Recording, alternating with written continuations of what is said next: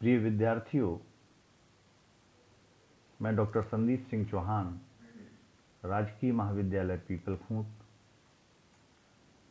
BA प्रथम वर्ष के विद्यार्थियों के लिए जो आपका प्रश्न पत्र है भारतीय राजनीतिक चिंतक, उसके संदर्भ में आज मैं भारत के सामाजिक चेतना के अग्रदूत, सामाजिक पुनर्जागरण, महान समाजसेवी और रिनासा के पैगंबर राजा राम मोहन राय के राजनीतिक विचारों पर आपसे चर्चा करूंगा। राजा राम मोहन राय एक महान समाज सुधारक थे और अंग्रेजी के काल में, अंग्रेजों की दास्ता के काल में उनके विचार भारतीय स्वतंत्रता के लिए, भारत राष्ट्र के विकास के लिए, राष्ट्र के अंदर मौजूद कुरीतियों के लिए, कुप्रथाओं के लिए निश्चित तौर पर युगों युगों तक बहुत सार्थक विचार हैं। कोई भी व्यक्ति, कोई भी राष्ट्र इन विचारों के बिना प्रगति नहीं कर सकता और न जन कल्याण कर सकता है। राजा राम मोहन राय जी ने अपने राजनीतिक विचारों के अंतर्गत जो सबसे महत्वपूर्ण विचार या सिद्धांत दिया वह था व्यक्तिगत स्वतंत्रता का प्रतिपादन और राष्ट्रीय स्वतंत्रता के अग्रदूत के रूप में राष्ट्रीय स्वतंत्रता का प्रतिपादन। राजा राम मोहन राय हृदय और मन से उदार थे और व्यक्ति की स्वतंत्रता में उनका अगाध विश्वास था। उन्होंने पश्चिमी विचारकों जॉन लॉक, ग्रोशियस और टॉमस पेन की भांति प्राकृतिक अधिकारों की पवित्रता को स्वीकार किया था, किंतु व्यक्तिगत स्वतंत्रता और प्राकृतिक अधिकारों के प्रबल समर्थक होने के साथ साथ सामाजिक उपयोगिता और सामूहिक मानव कल्याण, जन कल्याण में भी उनकी गहरी आस्था थी। इसलिए अधिकारों और स्वतंत्रता के व्यक्तिवादी सिद्धांत के समर्थक होते हुए भी उन्होंने यह आग्रह किया कि राज्य को समाज सुधार तथा शैक्षणिक पुनर्निर्माण के लिए कानून बनाना चाहिए। व्यक्तिगत स्वतंत्रता के महान समर्थक होते हुए भी राज्य के कार्यक्षेत्र के संबंध में राजा राम मोहन राय के विचार उदारता से परिपूर्ण थे और वे चाहते थे कि राज्य को निर्बल तथा असहाय व्यक्तियों की रक्षा करनी चाहिए। उनके मतानुसार राज्य का कर्तव्य है कि वह जनता की सामाजिक, सांस्कृतिक, नैतिक और राजनीतिक दशाओं के सुधार के लिए प्रयास करे। फ्रांस की राज्य क्रांति, जो कि सन 1789 में हुई थी, उस समय उनकी उम्र 17 वर्ष की थी। इसलिए इस क्रांति के महान मूल्यों का उन पर प्रभाव पड़ना स्वाभाविक ही था। वॉल्टेयर, मॉन्टेस्क्यू और रूसो की तरह राजा राम मोहन राय को स्वतंत्रता के आदर्श से बहुत प्रेम था और वे प्रत्येक स्थिति और प्रत्येक मूल्य पर व्यक्ति की गरिमा की रक्षा के पोषक थे। स्वतंत्रता, अधिकार, अवसर, न्याय, बंधुत्व आदि राजनीतिक वरदानों को उन्होंने हमेशा सर्वोच्च माना और राज्य को ऐसी दिशा में प्रेरित करने की आकांक्षा व्यक्त की कि व्यक्ति को ये वरदान सुलभ हो सकें। उनके समस्त चिंतन में व्यक्ति और राज्य एक दूसरे के पूरक थे, उसके विरुद्ध नहीं थे।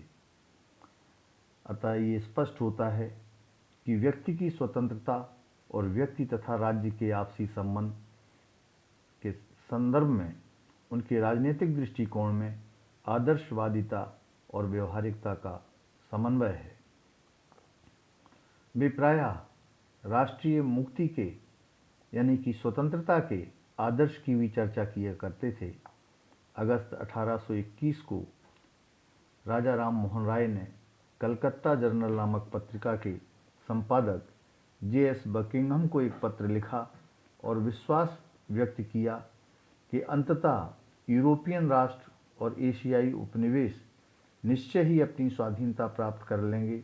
वस्तुतः उन्हें न केवल भारत वरन विश्व के सभी राष्ट्रों की स्वतंत्रता के प्रति गहरी सहानुभूति थी। उन्हें यूनानियों और नेपल्स वासियों की स्वतंत्रता की मांग से सहानुभूति थी। इसलिए जब सन 1820 में नेपल्स में स्वेच्छाचारी शासन की स्थापना हो गई तो राजा राम मोहन राय को बहुत दुख हुआ था।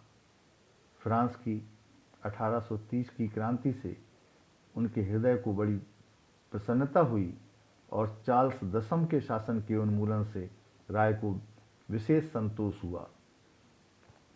1821 में जब राजा फर्डिनांड को विवश होकर एक संविधान देना पड़ा तो उसके उपलक्ष्य में उन्होंने जनता को, व्यक्तियों को एक सार्वजनिक भोज दिया था।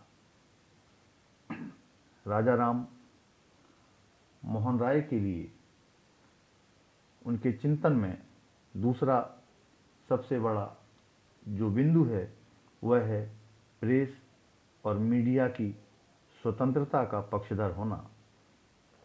राजा राम मोहन राय प्रेस की स्वतंत्रता के प्रारंभिक समर्थकों में से एक थे और मिल्टन की भांति उनका विचार था कि व्यक्ति को लिखित अभिव्यक्ति की स्वतंत्रता अनिवार्य रूप से प्राप्त होनी चाहिए।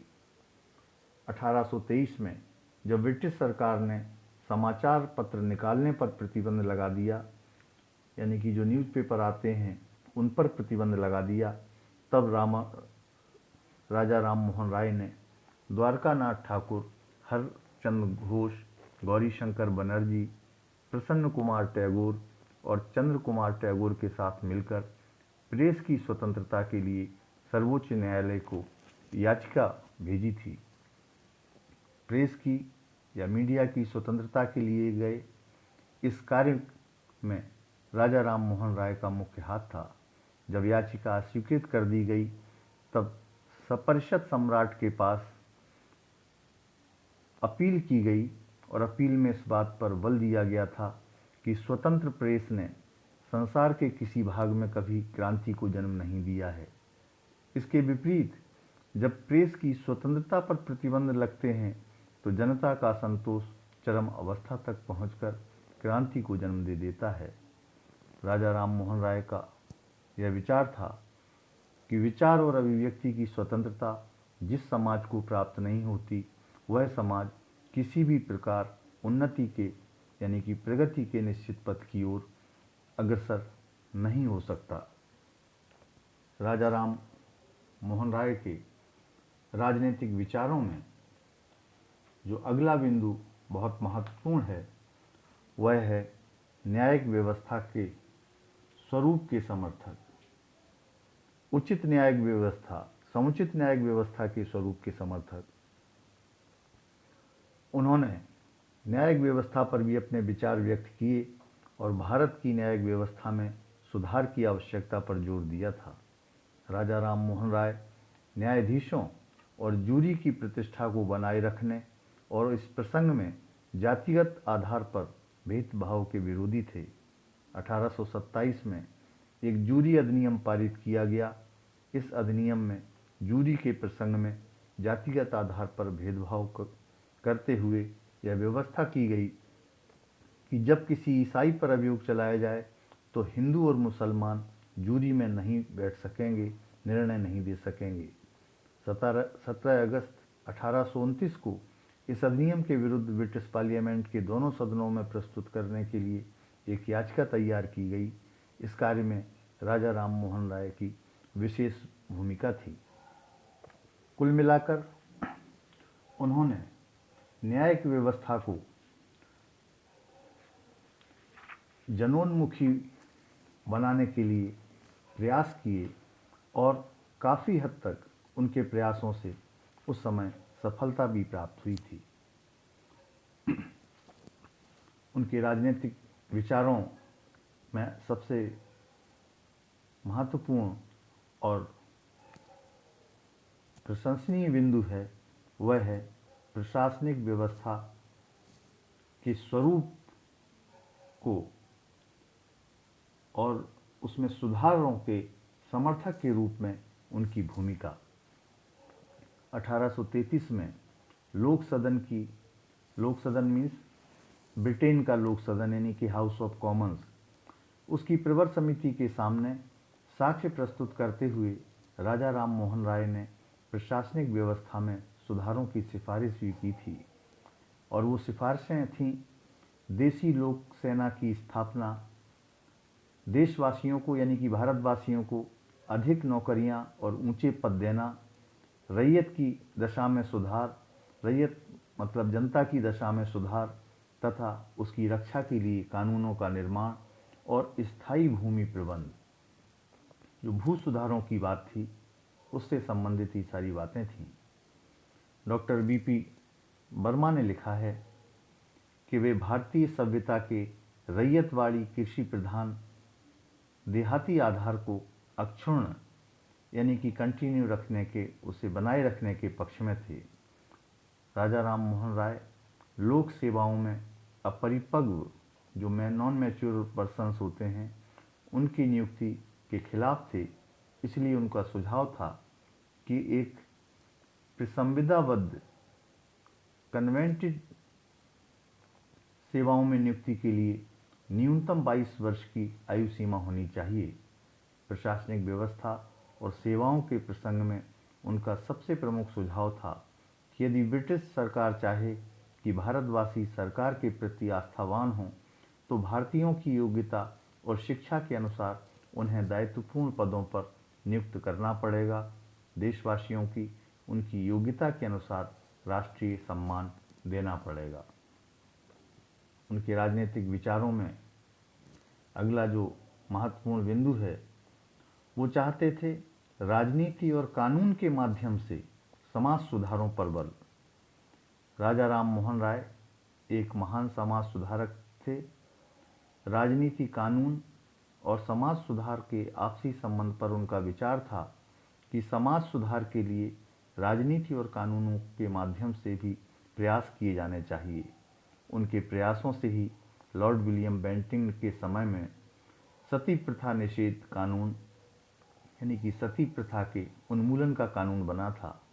वे महिला पुरुष की समानता और महिला उद्धार या नारी उद्धार के समर्थक थे और तत्कालीन भारत की परिस्थितियों में महिला वर्ग की स्थिति में सुधार की विशेष आवश्यकता अनुभव करते थे। राजा राम मोहन राय धर्मनिरपेक्ष राजनीति के समर्थक थे। उनके राजनीतिक चिंतन में या राजनीतिक विचारों में जो अगला बिंदु है जो सबसे महत्वपूर्ण है, मानवतावाद और विश्व बंधुत्व की भावना के पक्षधर। भारतीय समाज आदिकाल से वसुधैव कुटुंबकम की भावना पर जोर देता रहा है और इसीलिए राजा राम मोहन राय भी मानवतावाद के समर्थक थे। वे विश्व नागरिकता के प्रतिपादक यानी कि सारे वर्ल्ड की एक सिटीजनशिप होनी चाहिए और विश्व बंधुत्व संपूर्ण दुनिया में एक प्रेम होना चाहिए, इस धारणा के वह समर्थक थे। राजा राम मोहन राय बंधन मुक्त हो चुके थे, इसलिए उन्हें सार्वभौमिकता में विश्वास था और जब सार्वभौमिकता का विश्वास राष्ट्रवाद नहीं बल्कि मानववाद होता है, इसलिए वे समस्त मानव जाति को एक परिवार तथा विभिन्न राष्ट्रों और जातियों को उसकी शाखाएं मानते थे। बेंथम राजा राम मोहन राय के सार्वभौमवाद और मानववाद की प्रशंसा किया करता था। बेंथम जो कि एक विश्व के अंदर ब्रिटेन का महान उपयोगितावादी विचारक हुआ है। राजा राम मोहन राय ने एक ऐसे विश्व संगठन की कल्पना की थी जिससे दो राष्ट्रों के बीच के मतभेदों को पंच फैसले द्वारा निपटाने के लिए भेजा जा सके।